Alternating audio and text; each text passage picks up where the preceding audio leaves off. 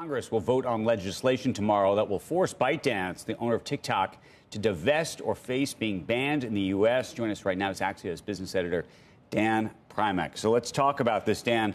Let's first handicap the chance of this happening, but then, assuming that this actually gets enacted, how quickly do you think a sale would happen, and who do you think the real interested parties will be? On the handicapping, I'd say it's kind of, I'll go 70-30, and not that it won't get through the House. And again, Biden has said he would sign it if it got to his desk. The Senate is the question, and Axios' Ashley Gold, my colleague, reported earlier today, the real lobbying effort is on the Senate. They have they don't love the House language, but my guess is they'll get a combined bill. As for the most interested party, this ultimately doesn't come down to the U.S. government. It comes down to the Chinese government. We can say whatever we want, but if China doesn't allow ByteDance to divest, whether that be through a share sale or a regular sale or even an IPO, then it doesn't happen. You know, there has been these comments you've seen out of China that somehow they wouldn't allow this to happen. They would just shut it down first. Do you believe that? And what about all of the U.S. investors in ByteDance? Because the value destruction would be real. I'm thinking of General Atlantic being one of the biggest investors in the U.S. in that business.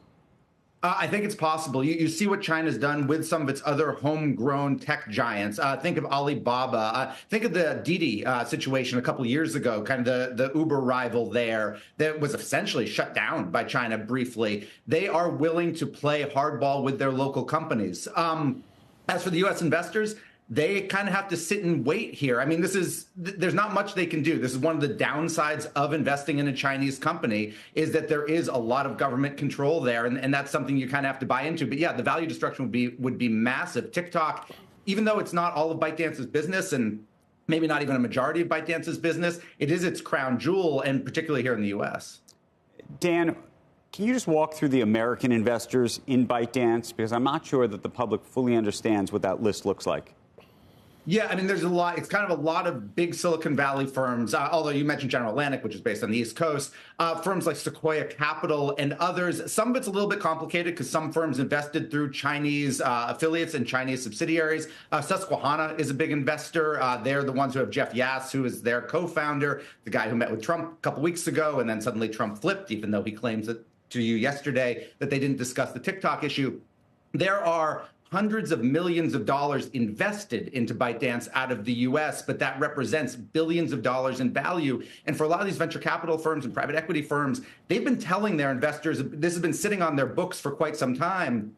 And so if this was to disappear, if TikTok was to get shut down and the value eviscerated, the carrying values of those funds, what they've been telling their investors to expect for years and years and years, would disappear overnight. You don't think that a number of those firms would band together to both try to buy the company and roll their stakes?